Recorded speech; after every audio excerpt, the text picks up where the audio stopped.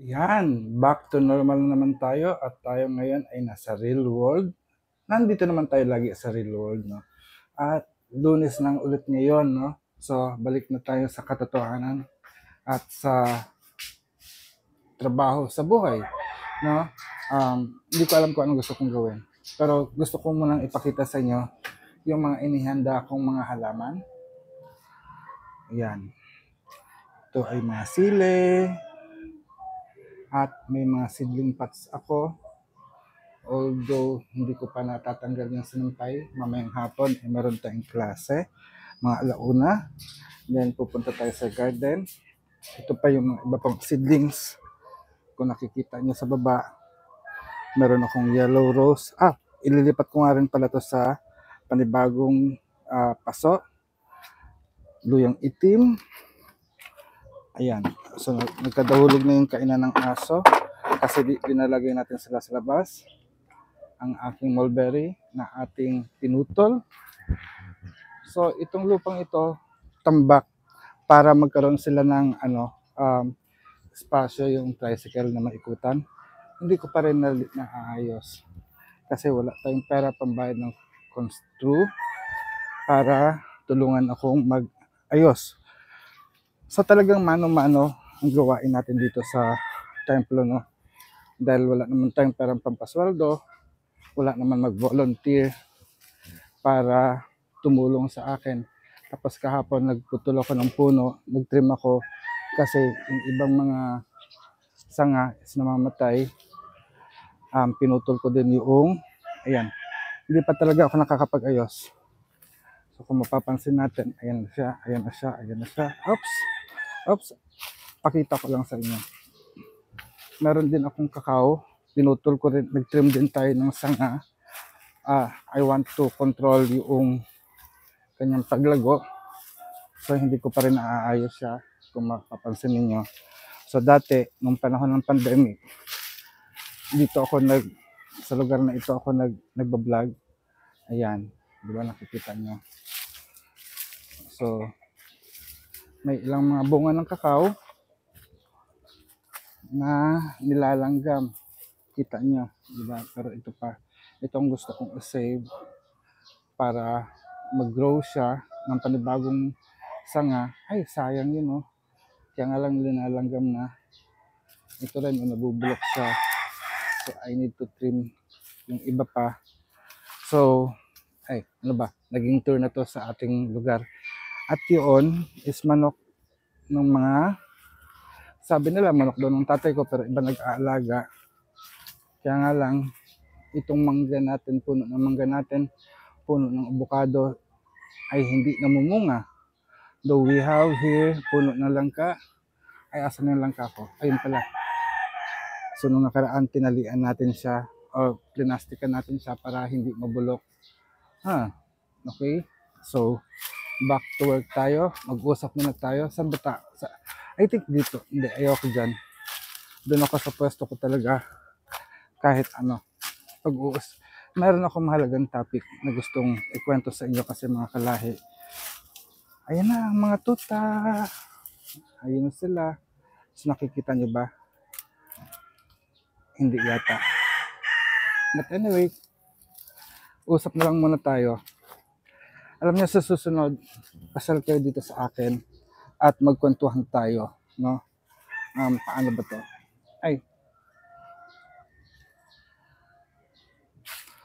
Ayusin lang natin to nang tayo ay makapagsimulang mag-usap. Paano? Wait. Ayun, naririnig ko, gising na sila Kay. At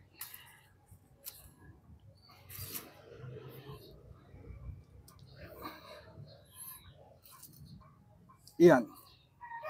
Ay, nakikita niyo ba ako? Hindi.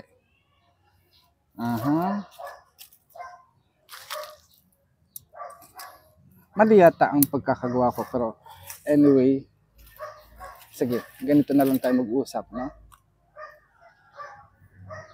Ayan, hanap tayo ng magandang angulo. Okay. ang tagal ng ating pag-aayos. Pero ganun pa man is tapos na ang mahal na araw na gumawa tayo ng mga kahilingan at simula na ng totoong buhay at totoong trabaho sa buhay. Kadalasan, pag tayo humihiling, hindi lang siya basta-basta humiling lang. At kung iniisip natin kung anong hiniling natin, ibibigay ka agad, hindi po, no? Meron mga prosesong pinagdaraanan yan, lalo na sa pagbabalikan, lalo na sa paggagayuma. Kaya nga ang purpose natin ng medyo mainit, hanap tayo ng ibang pwesto. Ay, saan ba talaga tayo? Mababa lang tayo ng isang hakbang. Iyan, di ba? So, naging selfie stick na lang tong tripod natin. But anyway, the reason why na meron tayong tawas divination or diagnostic pag tayo ay nagsasagawa ng paggagayuma is para malaman natin kung ano ang hinaharap, no? Ano ang sanhi ng iyong problema, paano natin lulutasin ang iyong problema, at ano yung magiging final outcome. Dahil ito yung pinakamurang pamamaraan. And I think yun din ang sinasagawa ng ibang mga ritual ng mga mumbaki, mga babaylan, ng mga Katalonan noong unang panahon. Mahalaga kasi ma-channel natin yung mga elements sa buhay natin, yung mga engkanto. Kasi kahit maniwala man kayo sa hindi, ay merong mga engkanto at ito yung mga elementals na bahagi ng lupa, hangin, tubig at apoy, no? We are part of that. We are an enchanted being. Bilang human, bilang tao, tayo rin ay engkanto. Kaya napakahalaga malaman natin ano ang mga sinasabi nila sa mga nagaganap. Dahil sila din yung may contribution sa kung paano tayo umiiral, no? Pero merong ilan sa inyo gustong baguhin kung ano ang nakatakda. Although we have our free will, pero yung free will na yun ay para sa ating buhay. Hindi natin ito maibabago agad-agad. Kasi kung mababago natin instantaneously, ito yung challenge. Kung kayo mahal ninyo ang Diyos, kung mahal ninyo ang Panginoong lumikha, eh irerespetuhin nyo ang sasabihin ko. Kasi kung makapangyarihan si God, bakit niya nilikha ang buong sanlibutan sa loob ng 7 araw? Kaya nga merong rest day o yung Sabbath, no? So dun pa lang is we are going to question God na kung powerful ka, why you take it too long for 7 days to create the universe? Naisip mo ba yun? Naisip niyo po ba yun? Ha? Talagang gusto kong sumagot kayo, no? But anyway, comment down below ano ang sagot niyo doon. If God is powerful, why He took 7 days to perfect the world? Although nung ako ay isang Kristiyano, I think na ibahagi ko sa kongregasyon, sa iglesia, na minsan ako'y nangaral about this, no? Walang artwork na nagagawa sa loob lang ng isang araw. It takes years para makabuo ng isang masterpiece. Sa ngayon, katulad ng pagsusulat ko ng libro, no? Hanggang ngayon, problemado pa ako sa mga na-publish o na-copyright kong libro kasi naghahanap ako ng magandang publisher na mura, abot kaya. No? Although writing all of your experiences, yun lang po. Kasi yung pamamaraan ng pagsusulat ko is ayon sa aking karanasan at natutunan. Sa totoo, kung ipapacheck ko sa academics ang libro ko, it will not pass kasi maraming grammatical error, maraming mali dahil kasi walang footnote. Maliban na ang lahat ng iyon ay nanggaling dito at dito sa aking puso, no? So, naghahanap ako ng publisher to just publish. Pero ngayon, napapublish ko naman to, na ipamimigay ko rin ang aking libro sa aking mga mag-aaral at pinapaliwanag ko doon na ito yung mga natutunan ko. Ito is a collection of my own knowledge. And even writing Diba? Hindi pagkasabi ko, isulat mo in 1 hour, tapos na kaagad. No. Dahil kasi susuriin mo, it takes time to remember every actions, every movement ng mga naiisip mo.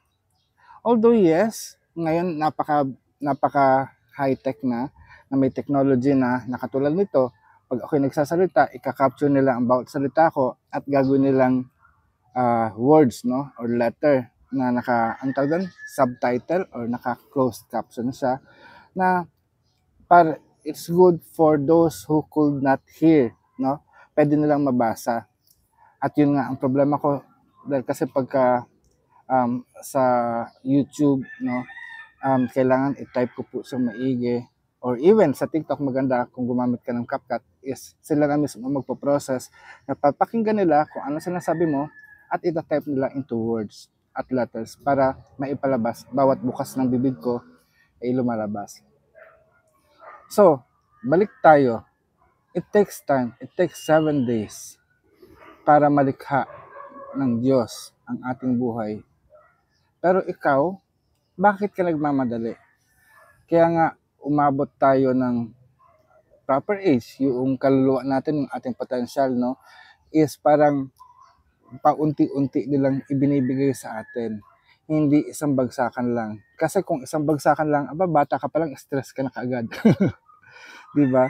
Pero may mga bata, no, mga 21, 22 years old, although that is already the right age for them, no, na mag-asawa, pero minamadali nila ang bagay-bagay. Why? Ako nga din eh. Sa totoo, nagmamadali din ako. Lipat tayo dahil kasi, ayan na. Nagmamadali din ako kasi alam ko, parang feeling ko, nung na-stroke ako, konti na lang ang buhay ko. I really pray, gusto ko sana mabuhay pa dahil kasi itong lugar ko gusto kong ma-develop. Pero kung yun na lang talaga ang binigay ng Panginoon sa aking buhay, anong magagawa ko? So every day, I have to work. I have to see ano ang pwede kong gawin, ano ang magagawa ko na maitutulong ko para ma-develop ko ang lugar na ito ng Lunti ang Agama. Try ko po dito sa hagdan. Ang gulo ko ngayon. Naghahanap ako ng tamang anggulo para sa video ito. Okay, yan, ganito tayo. Di ba? Pero hindi mo pwedeng madaliin ang proseso. Lalo na ngayon, kasi wala naman akong pera. Paano ko mapapaayos to? Sa totoo, hindi naman pera ang kailangan eh. Kung ibang tao i-hire mo, ang kailangan nila lakas. Yun din ang kailangan ko. Kailangan ko ng lakas, yung hindi ako madaling mapagod, yung lakas na kaya kong magbuhat, at saka, aside from lakas, kailangan din pala ng pagtitiis at determinasyon na kaya ko itong tapusin sa isang araw. Imagine, si God, ginawa niya ang mundo for 7 days. Hindi niya ginawa isang iglap lang. Why God? Bakit Panginoon? Sobrang kapangyarihan mo, but why you take time? Naiisip ko tuloy ang sagot niya, I did not use magic. Gusto niya gawin ang mundo sa pamagitan ng kanyang kamay para meron siyang personal touch. Ayaw kong gamitin ang AI, artificial intelligence, o yung mga digital printing to create meat, to create buildings, etc., etc. I want it to be natural. Yun yung reason ni God why it takes time. Sa buhay pag-ibig mo, gusto mo ng instant. Aba, ano ka? Instant coffee? Instant noodles? Most of the time, ito napapansin ko eh. Most food na instant, nagbibigay ng karamdaman. At sabi nga, pansin namin, pag chichirya, junk foods, kain ka nun, mabilis kang magutom ulit. Pero, yung mga ninunod natin, they prepared food for so long. Yung ex-wife ko, yun ang reklamo. Parang naiinis siya, bakit ganun ang tagal ihanda ang pagkain? Pero pag kinain mo, 5 minutes, 10 minutes, ubos na. Di ba? Kasi God want for you to have everlasting. Gusto ng Diyos na magkaroon ka ng pangmatagalan. Hindi yung sandalian lang, yung jowa lang, mga shota lang, or short timer lang. God wants you to have a katipan or kasintahan.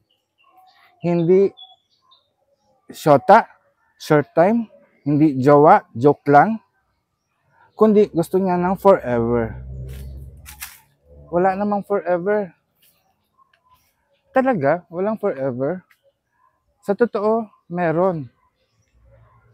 Your mom and dad, kung buhay sila, patuloy silang magmamahal sa iyo.